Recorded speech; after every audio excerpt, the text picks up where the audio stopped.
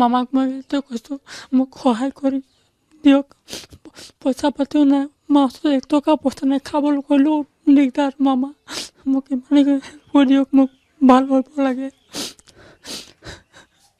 হয় আজিৰ পৰা 7 মাহৰ পূৰ্বে অৰ্থাৎ 2025 চনৰ অক্টোবৰত সংঘটিত হৈছিল এটা পথ দুৰ্ঘটনা আৰু এই দুৰ্ঘটনাত ইতিমধ্যে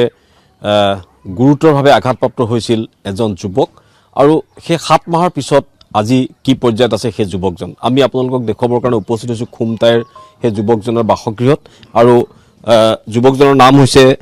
সোণতাঁতী সোণকুৰ্মী এই সোণকুৰ্মী মই কেমেৰাপাৰ্চন প্ৰশান্তক মই দেখুৱাবলৈ কৈছোঁ তেওঁ বৰ্তমান বিছনাৰ পৰা উঠিব নোৱাৰে 7 মাহৰ পূৰ্বে যেতিয়া তেওঁ শিৱসাগৰলৈ গৈ থাকোঁতে মটৰচাইকেল দুৰ্ঘটনা হৈছিল সেই দুৰ্ঘটনাত ইতিমধ্যে সোণকুৰ্মীৰ ভৰিখন ইতিমধ্যে ভাগিছিল আৰু তাৰ পাছত ডিব্ৰুগড়ত সকলোখিনি চিকিৎসা কৰি অস্ত্ৰোপচাৰ কৰি ঠিক কৰা হ'ল কিন্তু তাৰ পিছতো সোণকুৰ্মী কিন্তু এই 7 মাহ ধৰি বিছনাৰ পৰা উঠিব নোৱাৰে শৰীৰৰ সোঁফালটো সম্পূৰ্ণৰূপে অকামিলা হৈ গৈছে সোঁহাত সোঁভৰি লৰাব নোৱাৰে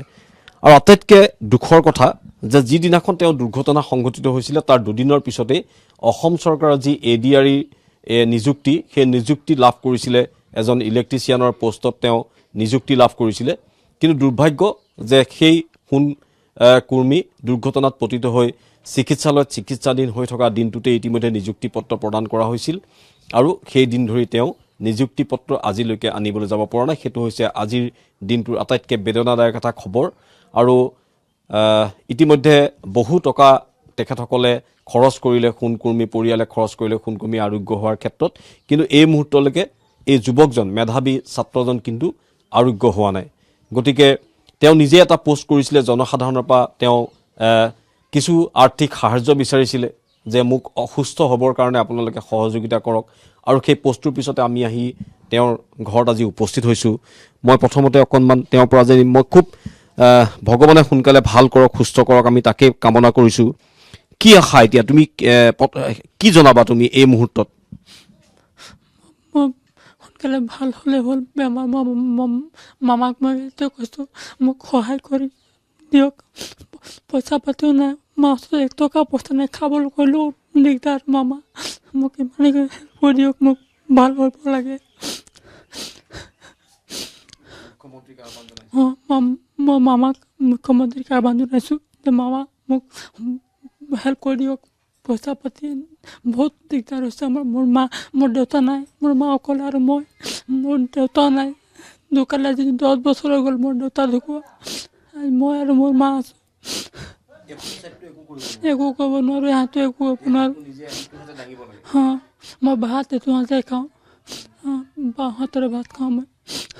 অপাৰেশ্যনত কিবা গণ্ডগোল হৈছিল নেকি মইতো নাজানো অপাৰেশ্যন কৰিছিলোঁ ইয়াত প্লেট সোমাইছে বুলি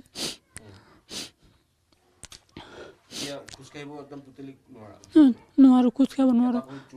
জোৰে নাই এইটো যে 1 ইঞ্চিমান সৰু হৈ গ'ল এইবোৰটো ছুটি হৈ গ'ল সোণকুৰ্মী ইতিমধ্যে আৰু চাকৰিটো কি হৈছিলে চাকৰি পাইছিলা তুমি মই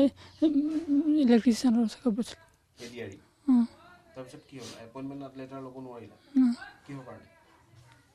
আমাৰ কোনো মানে হেৰি কৰা নাছিলে চব মেডিকেলত আছিলে ফোন কৰিছিলে মইতো গম নাপাওঁ সেইটো মাতৃ আছে অকণমান কি জনাইছিলে আপোনাক চাকৰি ক্ষেত্ৰত কৈছিলে মানে ময়ো গম নাপাওঁ অৱশ্যে মোৰ বোৱাৰীয়ে ধৰিছিলে ফোনটো কৈছে যে সোণকুৰ্মীৰ হয় নহয় বুলি সেইটো তো কৈছে হয় বোলে তো কৈছে সোণকুৰ্মীৰ বোলে এইটো হেৰি আহিছে জব বোলে তাকে মাতিছোঁ বুলি ক'লে চাকৰি পাইছে বুলি ক'লে তাৰপিছত বোৱাৰীয়ে ক'লে যে ইয়াৰ কালি এই পৰহি বোলে এক্সিডেণ্ট হৈছে এতিয়া মেডিকেলত আছে বোলে এতিয়া কেনেকুৱা যাব বুলি সেই তেনেকৈ ক'লে আৰু সেইটোৱে ক'লে কিমান পইচা এতিয়ালৈকে খৰচ কৰিলে তাৰ লগত এনেই আনুমানিক এই মেডিকেলত মানে মইতো ইমান এটা এতিয়া হিচাপ নাই মানে গ'ল আৰু ঘৰ অহালৈকে মোৰ 1.5 গ'ল সেইফালে 2 মন গ'ল কিলে ভাল নহ'ল কি হ'ল তাৰ ভৰিটো হ'ব বুলি কৈ আছে ডক্টৰে যে অলপ দিন লাগিব সময় ল'ব বোলে এইটো এক্সিডেণ্টটো বোলে 1.5 বছৰ লাগিব বুলি কৈছে ছাৰে যিটো কৈছে মই সেইটো মতে চলি আছোঁ আৰু হাতখনত দুখ পোৱা নাছিলে হাতটো একেলেখে চেলাইন বেজি পৰি থাকিলে তাৰপিছত আৰু ডক্টৰে কৈছে বেৰেঙৰ লগত যোগাযোগ বেৰেঙতো দুখ পাইছিলে 3 জেগাত তেজ জমা হৈছিলে সেই বেৰেঙত ক'লে ছাৰে যে অপাৰেশ্যন কৰিব নোৱাৰি বোলে সেইটো বেজি দিয়ে হেৰি কৰি দিম বুলি ক'লে সেই তেনেকুৱাই কৰি আৰু এতিয়া আৰু চিকিৎসা কৰিবলৈ পইচা আছে নাই পইচা এতিয়াতো নাই আৰু গৈছোঁ তেনেকুৱাই আৰু হেৰি ক'লে ডিব্ৰুগড় নিওঁ দৰৱ বেজি লিখি দিয়ে সেইটোৱে আৰু হেৰি কৰোঁ এতিয়া কোনে কৰিব চিকিৎসা ময়ে নিওঁ আৰু কোনেনো নিব আৰু কোনোবাই দিয়ে কেতিয়াবা আৰু সেইটোৱে লওঁ এতিয়া কি আহ্বান জনাব মোক এইটোৱে লাগে মোক ল'ৰাটো আৰু ভাল কৰি দিয়ক আৰু এইটোৱে মই যদি আপোনালোকে আহিছে মই কোনোবা মামাই যদি হেৰি কৰে তো মোক কৰি দিয়ক আৰু ইয়াৰ ইতিমধ্যে সোণকৰ্মী মাতৃয়ে জনাইছে যে খবৰ দিছিলে তেওঁ চাকৰি ইতিমধ্যে হৈছিল এডিআৰিত কিন্তু কিমান দুৰ্ভাগ্যজনক এটা চাকৰিৰ কাৰণে কিমান হাহাকাৰ আৰু সেয়া হয়তো নিয়তিৰ পৰিহাস এপইণ্টমেণ্ট লেটাৰ লোৱাৰ দুদিন পূৰ্বে ইতিমধ্যে তেওঁ দুৰ্ঘটনাত পতিত হ'ল আৰু তাৰ পাছত সেই দিন ধৰি অক্টোবৰ মাহৰ 2025 চনৰ অক্টোবৰ মাহৰ পৰা আজিলৈকে ইতিমধ্যে তেওঁ উঠিব পৰা নাই গতিকে আমিও ইতিমধ্যে আহ্বান জনাইছোঁ সকলোকে সোণকুৰ্মীক এটা চিকিৎসা কৰি যাতে তেওঁ সুস্থ কৰি তোলে আৰু সমান্তৰালভাৱে অসম চৰকাৰে এডিআৰিৰ জৰিয়তে যি চাকৰি তেওঁ লাভ কৰিছিলে সেই চাকৰি যাতে তেওঁ পায় এই ক্ষেত্ৰতো যাতে বিভাগ বা মুখ্যমন্ত্ৰীয়ে দৃষ্টি দিয়ে কাৰণ তেওঁৰ এপইণ্টমেণ্ট লেটাৰ তেওঁৰ নামত থকা এপইণ্টমেণ্ট লেটাৰ তেওঁৰ নামতেই থাকিব বেলেগে সেই চাকৰি লাভ কৰিব নোৱাৰিব গতিকে তেওঁক সেই চাকৰিটো পোৱাৰ ক্ষেত্ৰত যাতে চৰকাৰে সহায় কৰি দিয়ে